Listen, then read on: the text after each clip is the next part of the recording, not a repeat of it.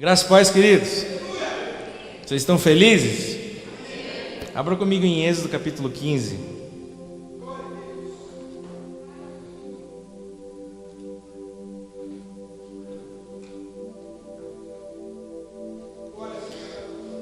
Estava com saudade de vocês.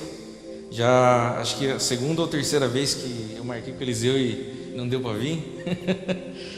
E hoje, graças a Deus, a gente está aqui. Amém? Eu estava com uma mensagem no meu coração. Eu estava pronto para falar sobre Apocalipse, sobre as 12 revelações do livro de Apocalipse, que é a revelação de quem é Jesus e de quem é a igreja. E quando eu estava hoje à tarde em casa, o Espírito me ministrou meu coração outra coisa, né? E chego aqui, esse BL, né? Eu estou até com medo de pregar hoje aqui, depois do que ela já ministrou, né? Mas glória a Deus. E eu quero falar um pouquinho sobre a voz de Deus, sobre como nós podemos ouvir a voz, como nós nos envolvemos com essa voz e o que essa voz faz na nossa vida. Amém? Porque, queridos, nós não somos abençoados quando nós falamos a Deus. Nós somos abençoados quando Ele fala a nós. E quando Ele fala, tudo se faz novo. Aleluia. Êxodo capítulo 15, deu tempo de chegar aí? Versículo 26.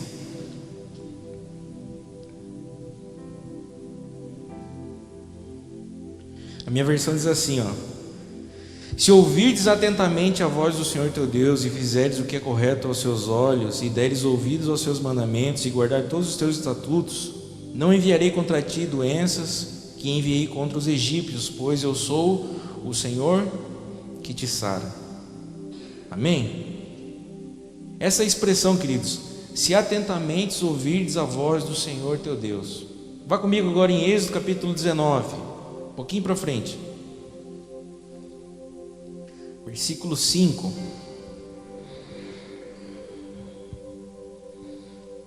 Agora, portanto, se ouvirdes atentamente a minha voz e guardardes a minha aliança, sereis minha propriedade exclusiva dentre todos os povos, porque toda a terra é minha. Feche teus olhos. Pai, obrigado, Senhor, pela tua palavra. Nós te agradecemos por tudo que o Senhor tem feito. Nós te agradecemos a tua bondade, Senhor, sobre nós. E essa é uma noite onde nós queremos ouvir a tua voz, Senhor, através da tua palavra, Senhor, através do teu Espírito. Nós queremos sair daqui cheios, Senhor, assim como nós cantamos. E não queremos sair do mesmo jeito que entramos, Senhor. Nós queremos sair diferentes, porque a tua palavra, Senhor, faz tudo novo. Em nome de Jesus, amém e amém. Pode sentar, querido. Essa expressão, essa frase, ouçam a minha voz, você vai ver em todos os livros da Bíblia, todos os profetas, essa busca de Deus pela atenção do homem. A maneira mais profunda que os homens podem se envolver com Deus nas Escrituras é quando foi pela voz do Senhor, quando se envolvem com aquilo que Deus está falando. E quando nós temos comunhão com essa voz, nós temos hoje a comunhão com o Filho de Deus, porque Ele é a palavra encarnada, o Verbo de Deus. Amém? E então Deus busca a atenção do homem porque Ele quer relacionamento. Deus não tem uma carência. Ele não busca a atenção do homem porque Deus é carente. Deus é completo. Ele não precisa. Mas Ele faz isso porque Ele quer relacionamento. Quando o Senhor fala que Ele quer que o povo ouça a voz, Ele está querendo envolvimento com aquela nação. É como um pai e um filho. Amém? Então, quando Deus ele quer esse envolvimento, ele tem como objetivo derramar o amor dele sobre nós. Então Deus criou todas as coisas. Amém? Você crê nisso, que Deus criou, as coisas foram criadas porque Deus quis? Amém? Nós temos que ser esse povo. Deus criou todas as coisas. Ele criou para quê? Para amar. Você existe por um motivo, para ser amado por Deus. Então, tudo que Deus criou, Ele criou para amar. A criação tem como razão de existência provado o amor de Deus. E o que Deus procura do homem, então, é que o homem tenha fome por esse relacionamento, fome por esse envolvimento com Deus, fome por Deus, buscar essa voz. O interior do ser humano, dentro de nós, dentro de você, querido, existe um vazio que só Deus pode preencher, só o Espírito Santo pode completar. Por isso, quando nós andamos sem Deus, você pode ter todas as coisas e você ser insatisfeito com a vida, mas em Deus você pode não ter nada, e tendo Deus você tem tudo. O nosso interior, ele tem um espaço que é infinito e que é eterno, e que só o Deus que é infinito e eterno pode habitar. Por isso nada mais pode mais satisfazer. Como nós cantamos, quem já pisou nesse lugar não consegue viver em outro. Se uma vez que você experimenta Deus, que você pode até voltar para a velha vida que você tinha, mas você nunca mais vai conseguir ser feliz daquele jeito. Eu sempre brinco com o pessoal lá em casa, eu era feliz no mundo, aí eu me converti, eu não consigo mais ser feliz sem Deus. Eu posso tentar voltar a fazer as coisas que eu fazia, eu nunca mais vou conseguir pecar feliz, porque dentro de mim um Espírito vai me mostrar aquilo que é de Deus e aquilo que não é. O meu interior passa a ser habitado pela aquilo que é eterno. A gente pode até fazer, mas a gente não consegue ser feliz daquele jeito.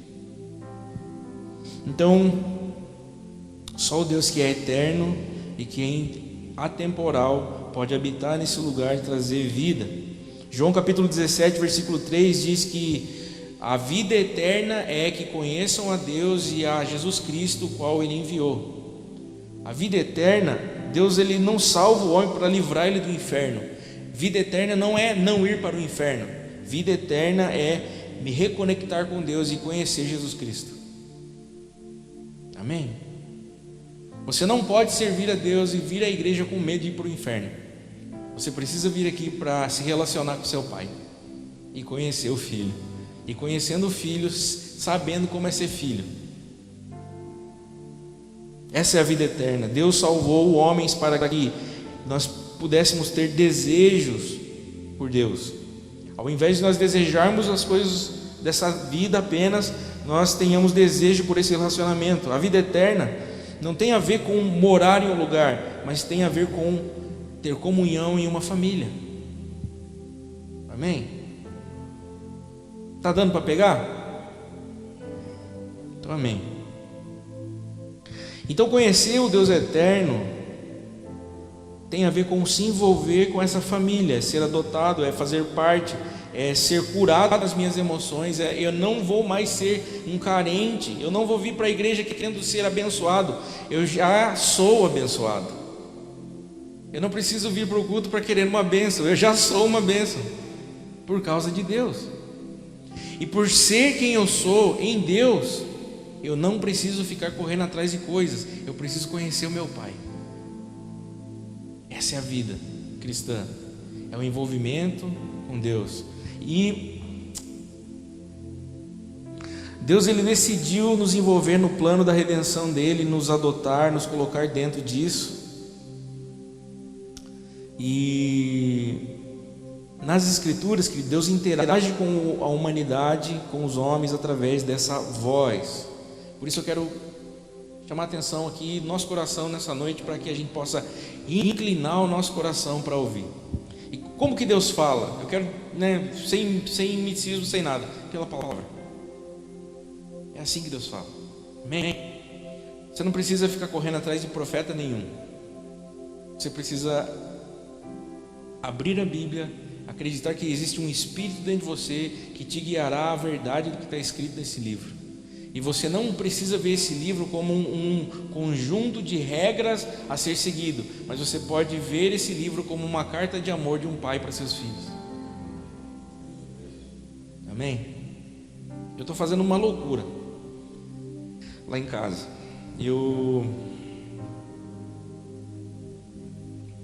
Não sei se os irmãos sabem, mas eu tive um filho, vai fazer 1 ano mês que vem.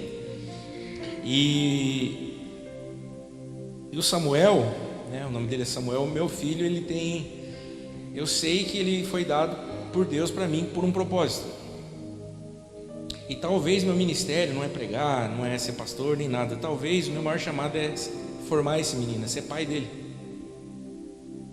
E eu tive vários sonhos com ele no decorrer dos anos. Eu e a Camila, a gente tentou engravidar durante muito tempo e ela não podia, não engravidava, e de repente veio, quase 10 anos depois.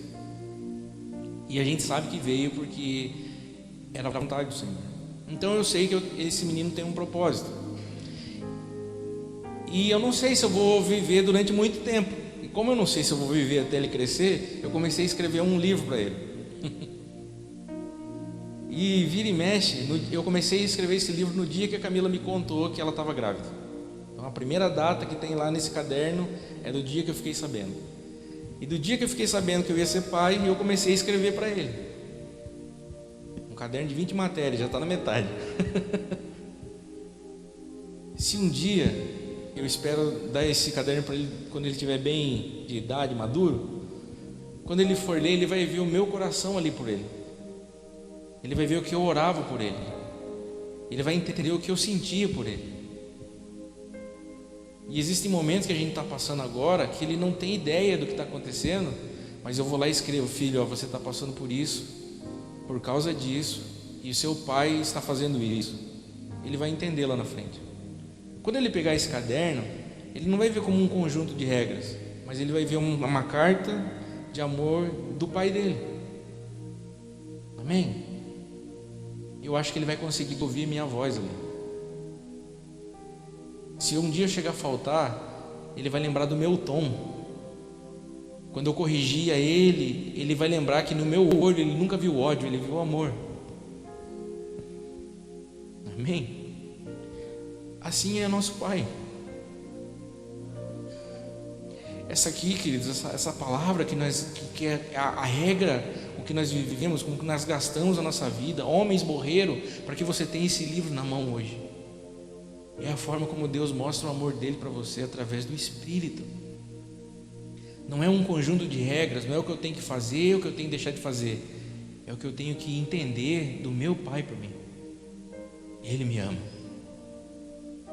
E o amor dele é tão profundo que ele decidiu dar a parte dele mesmo. Ele deu o próprio Filho para que eu pudesse ter a voz dele dentro de mim. Agora não é só o que está escrito, é como se essa palavra fosse um fogo no meu interior. E quando eu leio, esse fogo ele aumenta e incendeia tudo que eu faço. Não por medo de ir para o inferno, mas pela graça e pelo amor desse meu Pai que me ama. Essa é a realidade do que nós somos. Isso é o que Deus tem para nós. Ele é um Pai que nos chama. Quando Jesus foi questionado pelo maior mandamento, lembra qual é o maior mandamento? Amarás o Senhor teu Deus de todo o seu coração. Mas se você for lá em Deuteronômio, capítulo 6, versículo 4, que é onde está esse texto, começa dizendo assim: ouve, ó Israel, amarás o Senhor teu Deus de todo o teu coração, de toda a tua força e todo o entendimento. Por quê? Porque não tem como amar sem ouvir. Quem é casado aqui? Às vezes você não quer, mais os homens aqui, às vezes a gente não tem que ouvir um pouco. Às vezes a Camila chega em casa e quer falar, e fica lá 1 hora falando.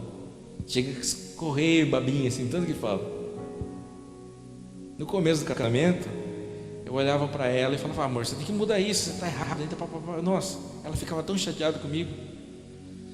E um dia, conversando com o meu pastor, ele falou assim: Zé, você quer ser feliz ou você quer ter razão? Eu falei: eu quero ser feliz. Ele falou: então esqueça a razão. Sua esposa quer não falar com você, não quer que você chegue e dê um monte de conselhos para ela. Ela sabe o que ela tem que fazer. Aí meu casamento começou a mudar. A Camila falava, eu falava: é mesmo, amor? E eu via. E eu ia conhecendo uma parte dela que eu nem achava que estava ali. De tanto que ela falava, eu falava: meu Deus, eu não conhecia minha esposa. 10 anos de casamento.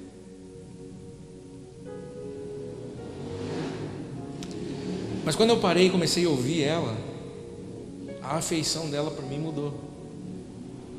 Ela se sentia mais amada. Ela sentia que eu dava mais atenção para ela. E no começo do casamento, às vezes ela falava e eu ficava no celular, E eu olhava para ela, mas ficava no celular. Ela falava: é como se você está me ouvindo, mas é como se você não estivesse aqui. E eu não quero isso. E às vezes nós somos assim com Deus, queridos. E para nós ouvirmos a voz do Senhor, Deus ele precisa de uma coisa: a nossa atenção. E o que Deus pode fazer para chamar a sua atenção?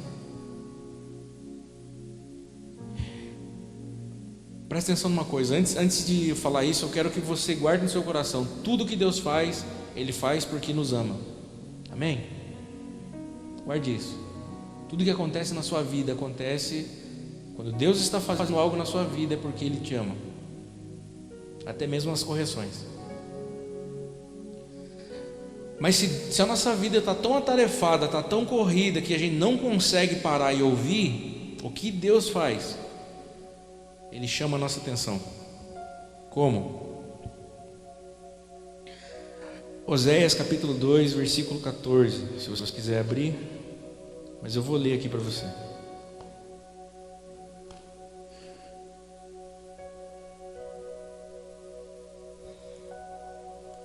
Oséias capítulo 2, versículo 14 diz assim: todavia eu te atrairei e levarei para o deserto, e lhe falarei ao coração. A gente não gosta muito dessa expressão deserto, né? A gente pensa: puxa vida, deserto é prova. Sim ou não? Né? A gente pensa que deserto é prova, dificuldade. Eu quero falar uma coisa sobre o deserto. Deserto é o lugar onde nós ouvimos a voz de Deus.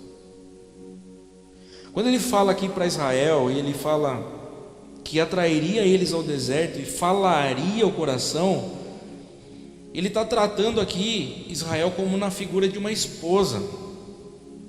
Ele se coloca como marido, na figura de um marido, Israel como esposa.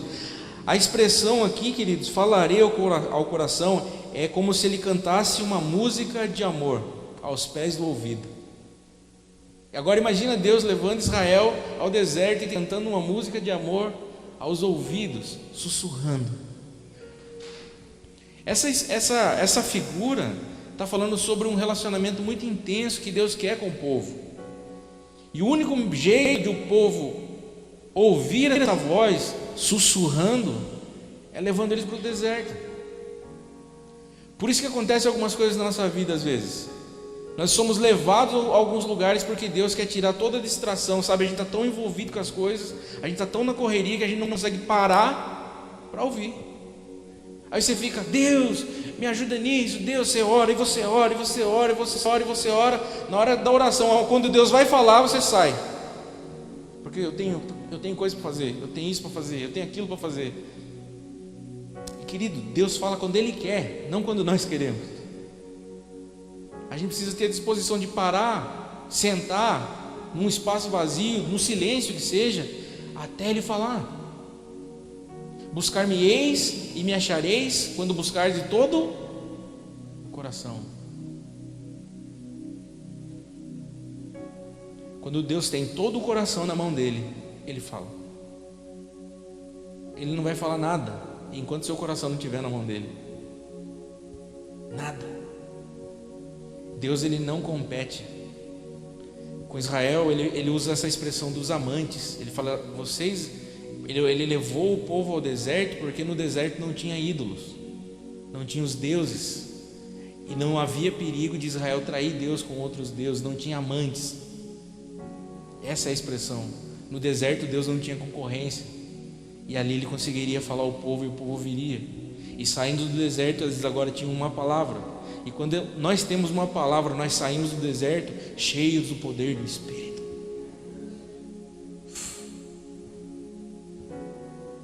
Eu sinto que muitos têm orado aqui por uma palavra e para ser cheios do Espírito. A minha pergunta é: tem coragem de ir para o deserto?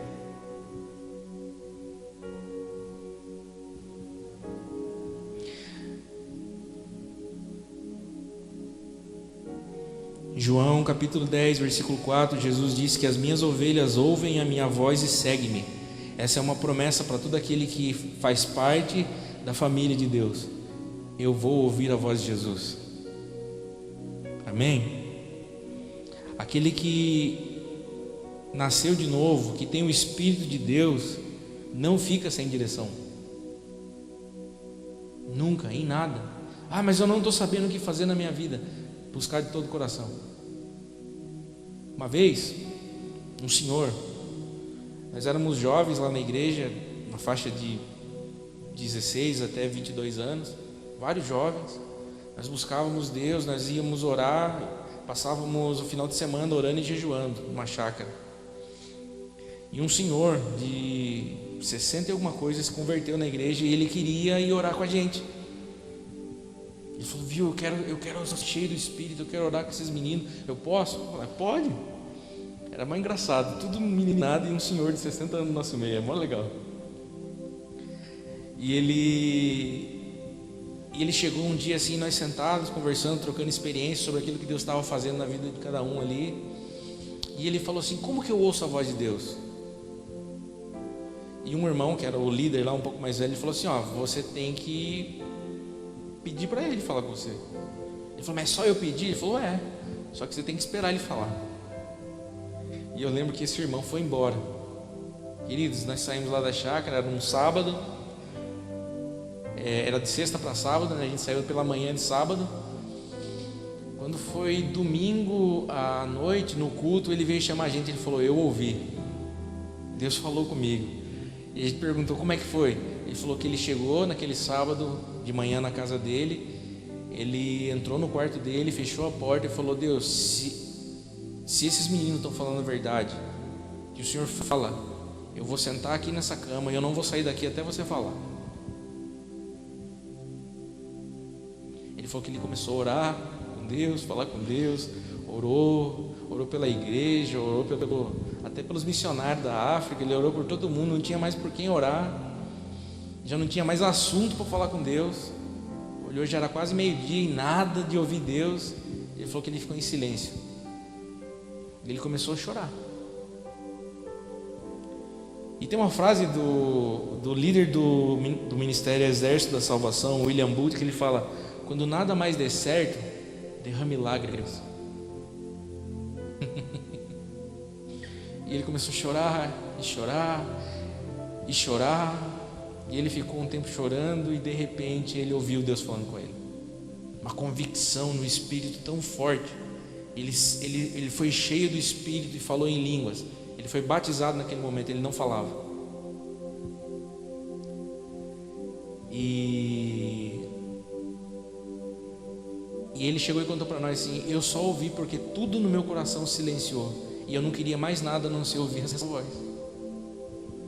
Queridos, quando a gente busca, encontra.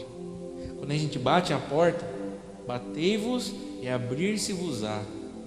Buscai e acharei. Quem procura sempre encontra. Então Deus levou o povo ao deserto para falar o coração deles. Lucas capítulo 1, versículo 80 fala sobre João Batista. E João Batista, ele é o maior dos profetas, Jesus disse.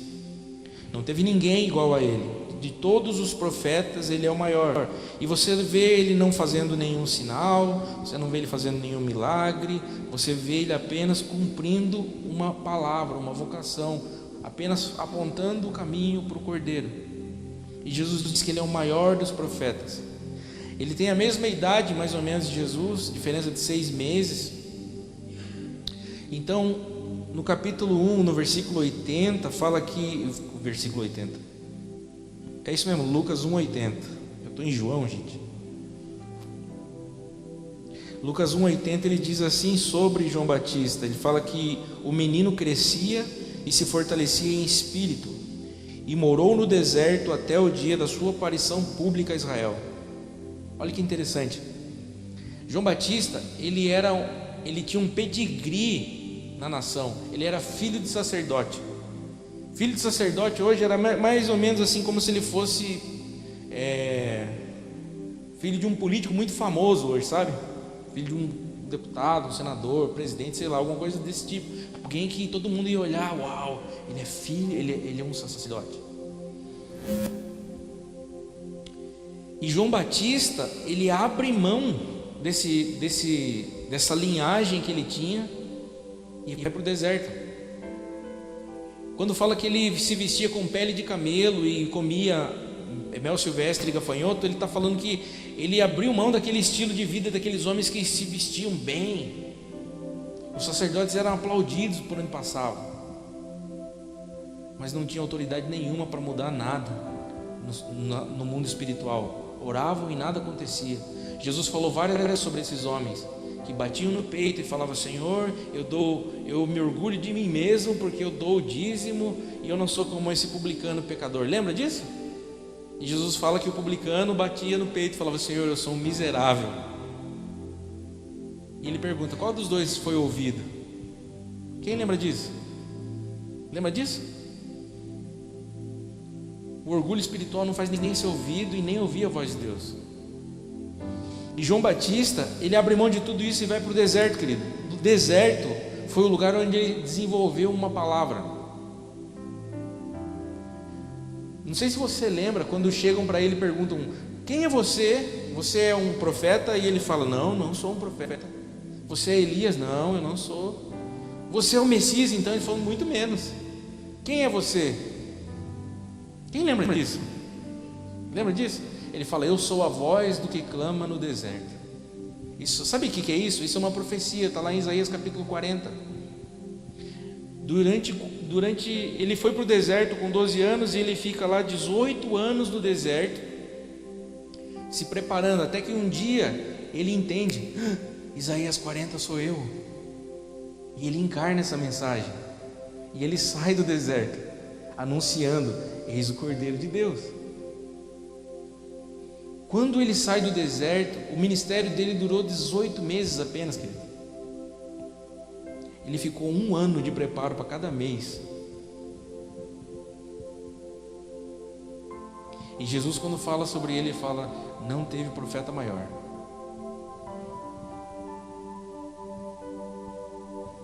E o engraçado que ele fala sobre ele fala que ele é a voz do que clama. Não era ele que clamava, ele só estava dando voz a alguém que clamava. Quem clama? Quem que clamou chamando um povo chamando um povo para ser propriedade exclusiva? Quem que clamou falando de um povo para sair do Egito? É Deus. Ele só estava dando voz. Ele se envolveu tanto com essa voz que ele se tornou a manifestação dessa voz. Queridos, nós podemos ouvir a Deus a tal ponto onde que quando nós falamos, é Deus através de nós. Quantos veem aqui Deus agindo através dos pastores, dos líderes que ministram aqui? Sim ou não? É porque eles estão ouvindo uma voz, eles estão reverberando. Deus fala através. Amém? Então, o segredo para ouvir é deserto. Deserto é um lugar árido onde não há distrações. João tinha uma palavra que o aperfeiçoou nesse tempo de deserto. Então, Deus sempre fala.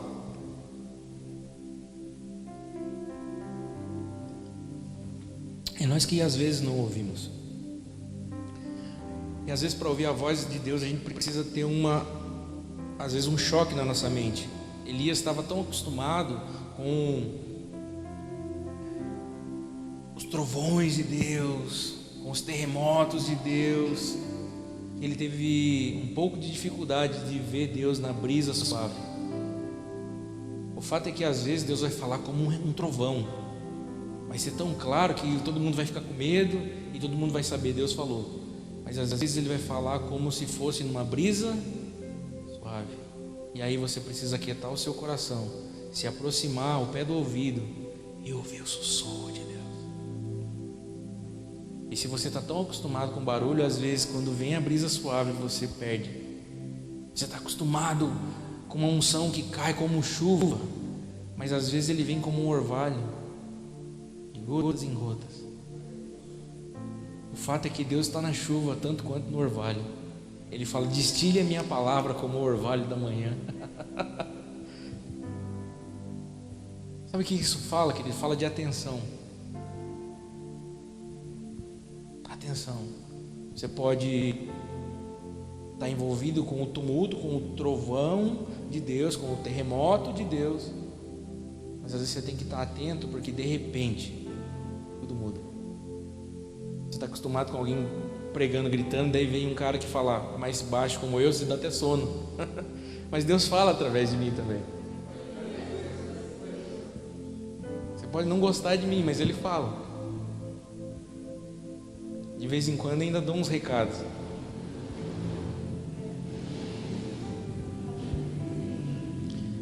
Ele sempre fala. Se tem alguém que ouve a voz dele, Ele sempre fala.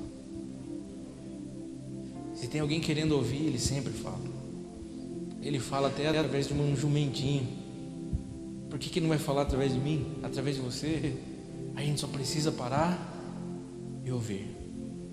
E nessa noite eu vim dizer para você que Deus te ama. Que o amor de Deus por nós é tão grande e que nada pode nos separar do amor de Deus. E que talvez essa noite para você seja uma noite de reconexão com essa voz, ou de conexão. Talvez você está falando, puxa, mas eu nunca ouvi. Essa noite você vai ouvir, e você vai sair daqui sabendo que ouviu. Não é porque eu estou falando, é porque o Espírito de Deus está aqui. Quando Cristo morreu, Ele fez de nós herança para Deus. Os filhos são a herança dos pais, a Bíblia diz. Então nós somos a herança de Deus, mas Ele também nos deu uma herança. E qual é a nossa herança? Você acha que a sua herança é uma casa no céu com ruas de ouro? Não. A nossa herança é o Espírito Santo de Deus. Paulo fala que Ele nos deu o penhor da nossa herança. É como se você fosse receber uma grande herança, mas Ele dá um adiantamento. E o adiantamento é o Espírito. Se o adiantamento da herança é uma pessoa da Trindade, o que é a herança inteira?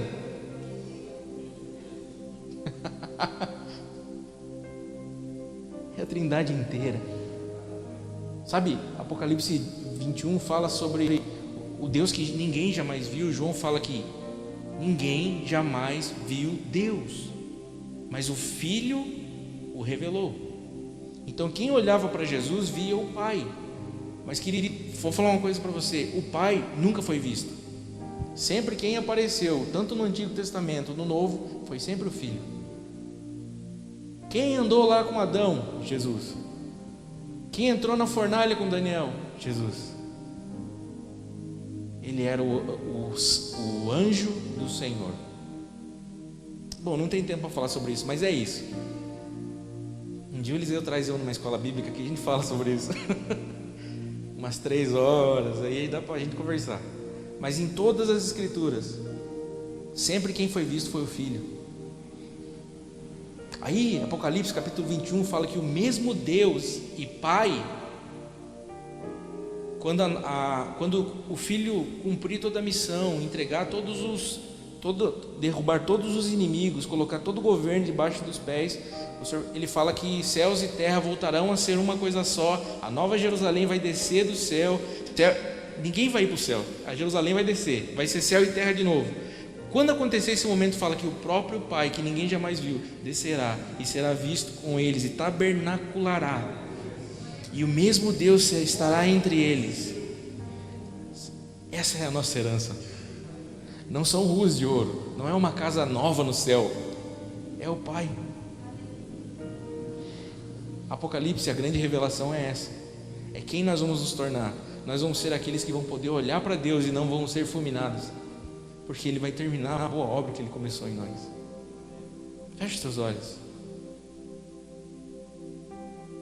Espírito Santo, você é o penhor da herança.